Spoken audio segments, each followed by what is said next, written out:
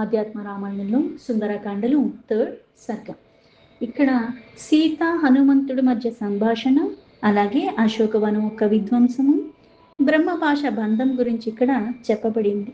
శ్రీ మహాదేవ ఉవాచ ఉద్బంధనేన వామోక్షి శరీరం రాఘవం వినా జీవితేన ఫలం కిస్యాన్ యన్మమ రక్షోధి మధ్యతః. సీతాదేవి ఇంకా చాలా దుఃఖంలో మునిగిపోయింది. ఆ శంశుభా వృక్షం దగ్గర ఆవిడ శాఖల్ని పట్టుకుని ఇంకా మరణం తప్పితే నాకు వేరే దిక్కు లేదు, ఇంకా ఏ ఉపాయం నాకు కనపడట్లేదు అని ఆ చెట్టు కొమ్మనే పట్టుకుని చాలా దుఃఖానికి లోబడి ఉన్నది అని పార్వతీదేవికి పరమేశ్వరుడు చెప్పి, సీతాదేవి రోధిస్తూ రోధిస్తూ ఇంకా నేను మరణించటమే మేలు, నా శరీరాన్ని నాకే నేను త్యాగం చెయ్యటమే మేలు, ఎందుకంటే రాముడు ఇంకా రావట్లేదు, నన్ను ఎలా అయినా సరే నేను ఒప్పుకోకపోతే వాళ్ళు వధిస్తానని అంటున్నారు, కాబట్టి అదేదో నాకు నేనే ప్రాణాన్ని విడిచిపెట్టటమే మేలు, లేకపోతే ఈ రాక్షస స్త్రీల మధ్య ఉండటం కూడా నాకు ఇంకా బాధాకరంగా ఉన్నది. దీర్ఘావేని మమత్యర్థ ముద్బంధాయ భవిష్యతి ఏవం నిశ్చిత బుద్ధింతాం మరణాయాద జానకి. పొడవైన తన జుట్టునిపు తీసుకుని దాన్నే ఉరివేసుకోవటానికి ఉపయోగపడుతుందేమో అని ఈ విధంగా ఆలోచించుకుని తన జుట్టుతోనే ఉరివేసుకుని మరణించటానికి సీతాదేవి సిద్ధపడింది. విలోక్య హనుమాన్ కించిత్ విచార్యేతద భాషత శనేహ శనేహ సూక్ష్మరూపో జానక్యాః శ్రోత్రగం వచః. ఇలా సీతాదేవి ఒక నిర్ణయానికి వచ్చి ఇంకా దానికి సిద్ధపడిపోయేట గమనిస్తున్న హనుమంతుడు కాసేపు ఆలోచించుకున్నాడు.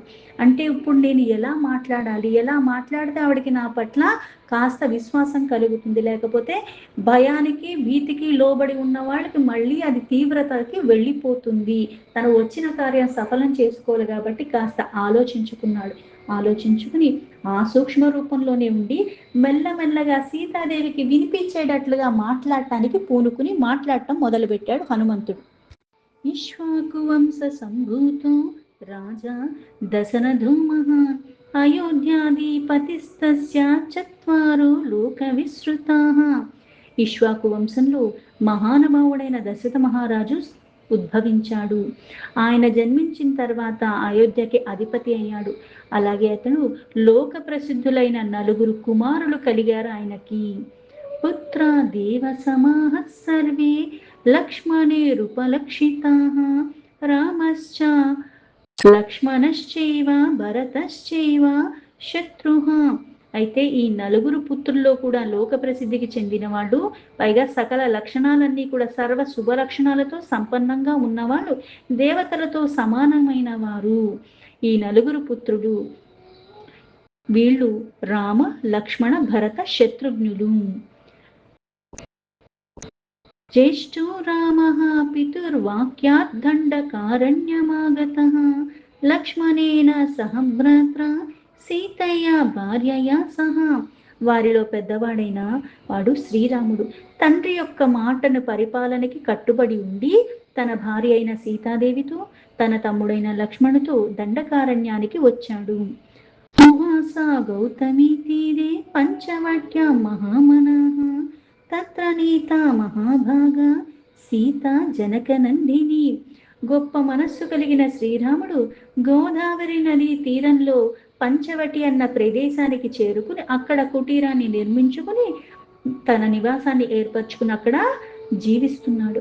రహితి రామచంద్రేణ రావణేన దురాత్మన తతో రామోతి దుఃఖార్దో మార్గమానోధ జానకి. అక్కడ ఒకానొక సమయంలో శ్రీరాముడు లక్ష్మణుడు లేని సమయంలో అక్కడ భాగ్యవంతురాలైన సీతాదేవి ఒంటరిగా ఉండటం చూసిన ఆ దుర్మార్గుడైన రావణసుడు సీతాదేవిని అపహరించుకుని వెళ్ళిపోయాడు. అంతటా రాముడు బాగా దుఃఖానికి లోబడి సీతాదేవి కోసం అన్వేషిస్తూ ఉన్నాడు. జటాయూషం పక్షిరాజా మపశ్యత్ పతితం భువి తస్మై దత్వా దివం శీఘ్రమృష్య మూకాముపాగమతు. నేల కూలి ఉన్న జటాయు అయిన పక్షిరాజును చూశాడు రాముడు. అతనికి మోక్షాన్ని ప్రసాదించి త్వరగా రాముడు ఋష్యమూకానికి వచ్చి చేరుకున్నాడు. సుగ్రీవేణ కృతా మైత్రీ రామస్య విదితాత్మనః తద్భార్యా హానినం హత్వా వాలినం రఘునందనః. దాని తర్వాత విదితాత్ముడైన ఆ శ్రీరాముడు సుగ్రీవుడితో స్నేహాన్ని ఏర్పరచుకున్నాడు. సుగ్రీవుడి భార్యని అపహరించిన వాలిని ఆ రాముడు వధించాడు. ఏదైతే స్నేహం చేసుకునేటప్పుడు ఒకరికొకరు సహాయపడతానని వాళ్ళు అగ్నిసాక్షిగా మాట ఇచ్చుకున్నారు.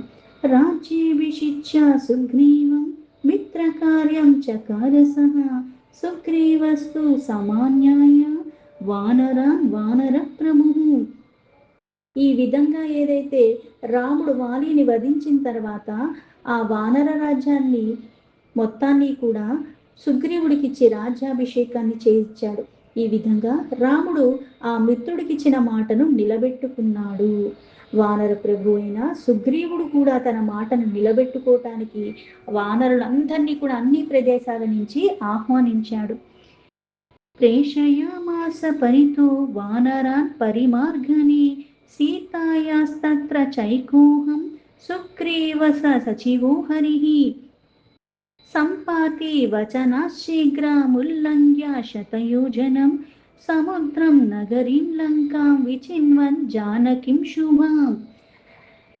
అంతా ఆలోచించుకుని అందరినీ పిలిపించిన తర్వాత వాళ్ళతో సమావేశం అయిపోయిన తర్వాత అందరినీ కూడా ఒక్కొక్క దిశకి కొంతమందిని పంపించాడు. సమస్త దిశలకి కూడా పంపించి అన్ని వైపులా సీతాదేవిని అన్వించమని వాళ్ళందరినీ పంపాడు. వారిలో నేను కూడా ఒక వానరిని, నేను సుగ్రీవుడు ఒక మంత్రిని. సంపాతి మాటలొక్క బలంతో త్వరగా ఈ 100 యోజనాలు విస్తరించి ఉన్న ఆ సముద్రాన్ని దాటి ఇటువైపుగా వచ్చాను. మంగళరూపిణి అయిన సీతాదేవిని గురించి లంకానగరం అంతా కూడా నేను వెతికాను. శనేరశోక వనికాం విచిన్వం శించపాతురం అత్రాక్షాం జానకీమత్ర శోచంతిం దుఃఖ సంప్లుతాం. మెల్లమెల్లగా అంతా వెతుకుతూ అశోకవనంలోకి ప్రవేశించాం. ఈ వెతికే క్రమంలో మొత్తం అన్ని చెట్లు వెతుక్కుంటూ శింశుపా వృక్షానికి చేరుకున్నాను. అక్కడ దుఃఖసాగరంలో మునిగిపోయి శోకిస్తూ ఉన్న సీతాదేవిని చూశాను. రామస్య మహిషీం దేవీం కృతాకృత్యోహమాగతః ఇత్యుక్తో పరరామాత మారుతిర్ బుద్ధిమత్తరః. శ్రీరాముడి పట్టపురాణి అయిన సీతాదేవి సమీపానికి చేరుకున్న నేను కృతాకృత్యుణ్ణయ్యానంటే ఏ కార్యం కోసమైతే వచ్చానో ఆ కార్యం సఫలమైపోయింది, నా జన్మ సార్థకమైపోయింది. ఇంత మటుకే పలికి బుద్ధిమంతుడైన ఆ హనుమంతుడు మళ్ళీ ఆ సీతాదేవి పలుకుల కోసం వేచి ఉంటూ ఇంకా ఏమీ మాట్లాడకుండా ఉండిపోయాడు. అంటే ఇప్పుడు తన మీద నమ్మకం కుదిరితే తను స్పందిస్తుంది. సీతా క్రమేణ తత్సర్వం శ్రుత్వా విస్మయమాయయో కిమిదం మే శ్రుతం యోని వాయునా సముదీరితం. సీత మెల్లమెల్లగా ఇదంతా విని ఉన్నది కాబట్టి ఆశ్చర్యానికి లోబడింది. ఏంటి, నేను విన్నదంతా కూడా ఆకాశం నుంచి వాయుదేవుడు పలుకుతున్నాడా, లేకపోతే ఇదేమన్నా స్వప్నమా? స్వప్నో వా మే మనోభ్రాంతిర్యధి వా సత్యమేవ తత్ నిద్రా మే నాస్తి దుఃఖేన జానామ్యేతత్ కుతో భ్రమః. లేకపోతే ఇది స్వప్నమా, లేకపోతే నేనేమన్నా భ్రమకి లోబడుతున్నానా? ఏది లేకపోయినా సరే కొన్నిసార్లు మనం అనుకున్నది దేని గురించి బాగా ఆలోచిస్తాం, అదే కళ్ళ ముందు వచ్చినట్టు, అదే కనిపినట్టు ఇవన్నీ మనకి అనిపిస్తూ ఉంటాయి. అవన్నీ భ్రాంతులు. అలా ఏదన్నా అయ్యిందా, లేకపోతే ఇది నిజంగానే వాస్తవం, ఇప్పుడు ఏమన్నా నేను వింటుందంటే ఇక్కడ ఎవరన్నా నా కోసం వచ్చి నాతో మాట్లాడుతున్నారా? ఇంత దుఃఖంలో ఉన్న నాకు నిద్ర పట్టే అవకాశం లేదు. నిద్రపోతే కొన్ని స్వప్నం వచ్చింది అనుకోవచ్చు, నాకు నిద్రే లేనప్పుడు స్వప్నం వచ్చే అవకాశం లేదు. అందుకని ఇది స్వప్నం కాదు.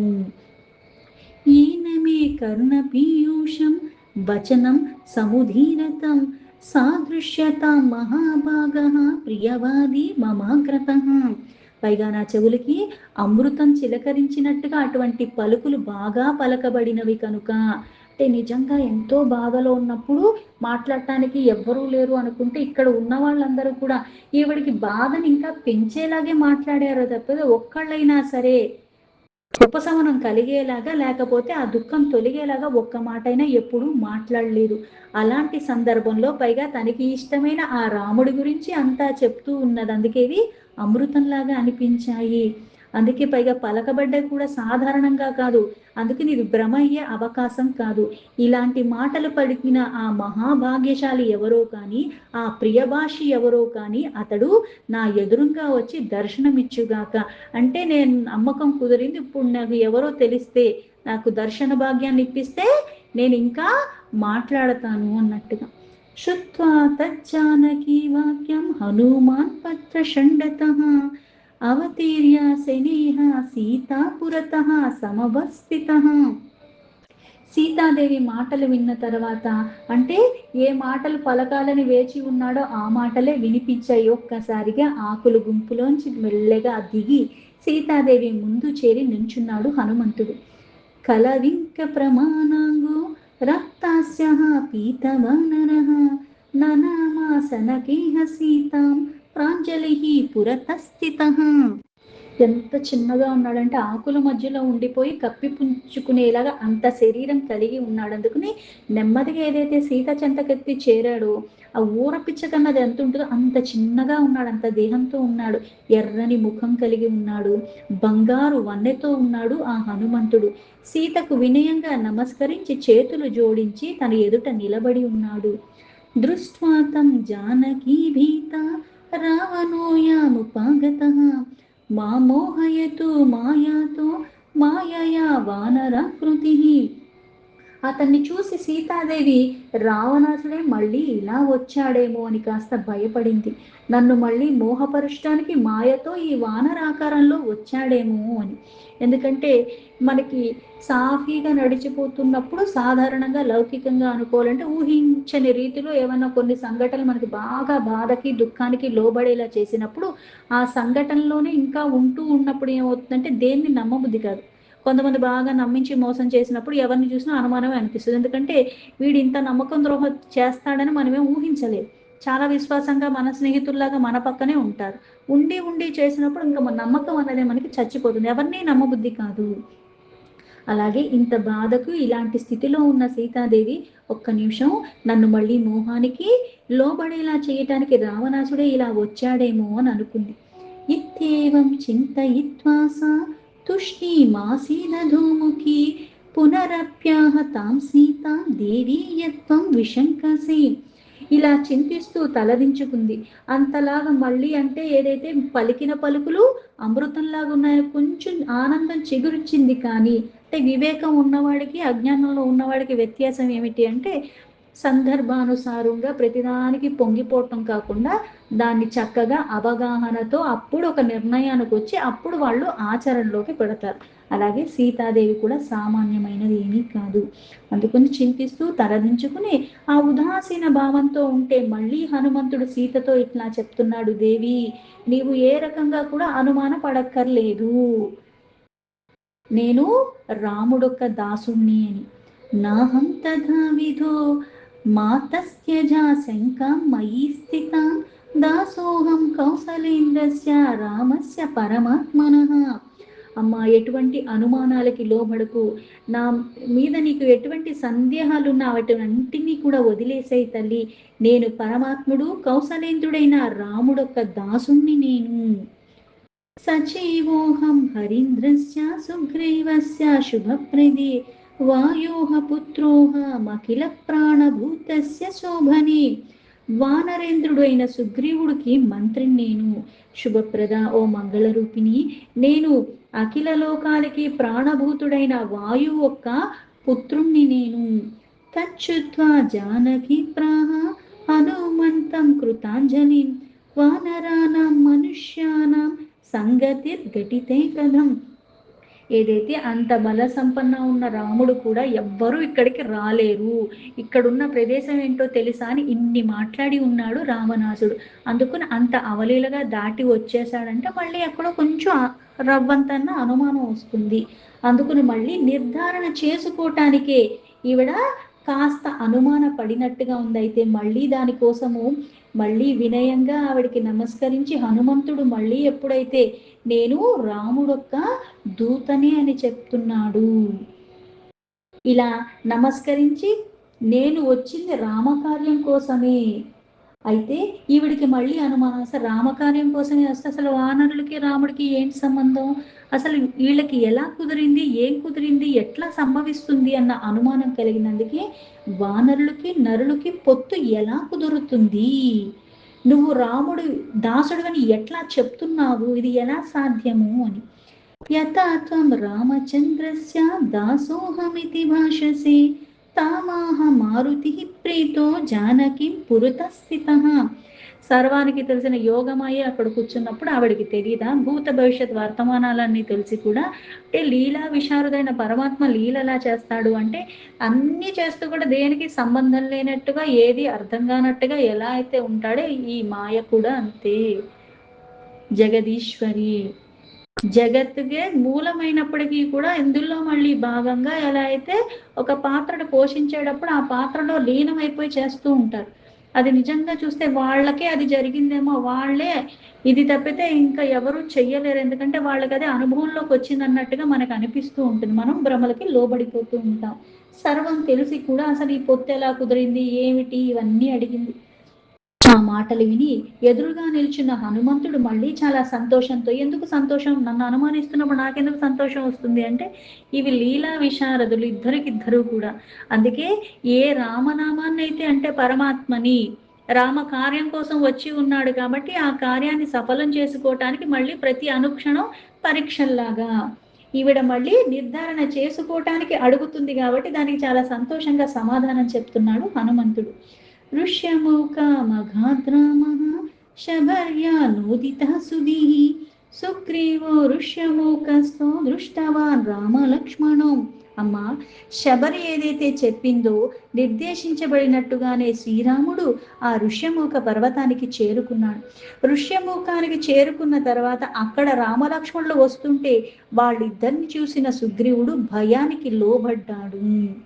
భీతో మాం ప్రేషయామాస జ్ఞాతుం రామస్య హృద్గతం బ్రహ్మచారీ వపుర్ధృత్వా గతోహం రామ సన్నిధిం. ఇలా భయానికి, ఎందుకంటే వాలి తను చంపడానికి వేరే వాళ్ళని పంపించేయడము, ఇలా రూపాలు మార్చి రావటం అన్నది అది సామాన్యమైన విషయమే. అందుకుని వీళ్ళు వచ్చిన వాళ్ళు ఎవరో కనుక్కోమని నన్ను పంపించాడు రాముడు సన్నిధికి, నన్ను ప్రేరేపించాడు ఆ సుగ్రీవుడు.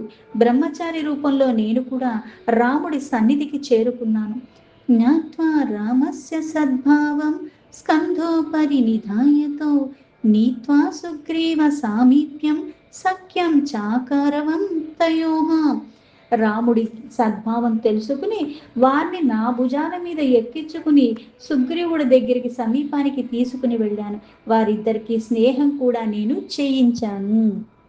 సుగ్రీవస్య హృతా భార్య వాలినా తం రఘుత్తమః జగానైకేన బాణేన తతో రాజ్యే అభ్యషేచయత్.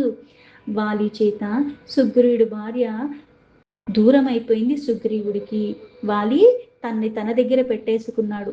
ఆ వాలిని రాముడు ఒక్క బాణంతో వధించేశాడు. సుగ్రీవుడికి ఆ వానర రాజ్యాన్ని కూడా ఇప్పించి పట్టాభిషేకం చేశాడు శ్రీరాముడు. సుగ్రీవం వానరాణాం సా ప్రేషయామాస వానరాన్ దిగ్భ్యో మహాబలాన్ వీరాన్ భవత్యాః పరిమార్గనే. రాముడు తన వాగ్దానానికి తగ్గట్టుగా ఆయన భార్యను, రాజ్యాన్ని, ఆయనకి ఉన్న శత్రువుని అందరినీ తొలగించేసి అన్నీ లభించేలాగా చేసి తన మాటను తను నిలబెట్టుకున్నాడు. అలాగే సుగ్రీవుడు కూడా తన మాటను నిలబెట్టుకోవటానికి, సీతాదేవి కోసం అన్వేషించటానికి ఆ మహాబలగాల్ని అన్ని వైపుల నుంచి అందరినీ పిలిపించాడు. దశ దిశలకి వాళ్ళందరినీ కూడా పంపించాడు సీతాదేవి జాడ కోసం చక్కగా వెతికి తీసుకురమ్మని. గచ్చంతం రాఘవో దృష్ట్వా మామభాషత సాదరం త్వయి కార్యమశేషం మే స్థితం మారుతనందన బ్రూహి మే కుశలం సర్వం సీతాయే లక్ష్మణస్య చ. ఇలా బయలుదేరి ఉన్న నన్ను చూసి రాముడు ప్రేమగా ఆదరంగా నాతో మళ్ళీ ఇలా చెప్పాడు, ఓ మారుతి, నా కార్యం సర్వం నీ అందే ఉన్నదంటే ఈ కార్యాన్ని నువ్వే సఫలం చెయ్యగలవు. అంగులీయకమేతన్మే పరిజ్ఞానార్థముత్తమం సీతాయై దీయతాం సాధు మన్నామాక్షరముద్రితం అయితే సీతాదేవికి నీ మీద నమ్మకం కుదరాలి అంటే నా నామాలు, ఆ అక్షరాలు ఇక్కడ అంకితమై ఉన్న ఈ ఉంగరం ఏదైతే ఉందో దీన్ని భద్రంగా నీ దగ్గర పెట్టుకో. ఇది నాకు గుర్తుగా నువ్వు ఇస్తే అప్పుడు సీత నిన్ను గుర్తిస్తుంది. పైగా సీతకు అప్పుడు నీ మీద విశ్వాసం కలుగుతుందని ఆ రాముడు చెప్పాడు అని చెప్పాడు. దీంతో ఆధ్యాత్మ రామాయణంలో సుందరకాండను థర్డ్ సర్గను 34 శ్లోక సంపూర్ణం.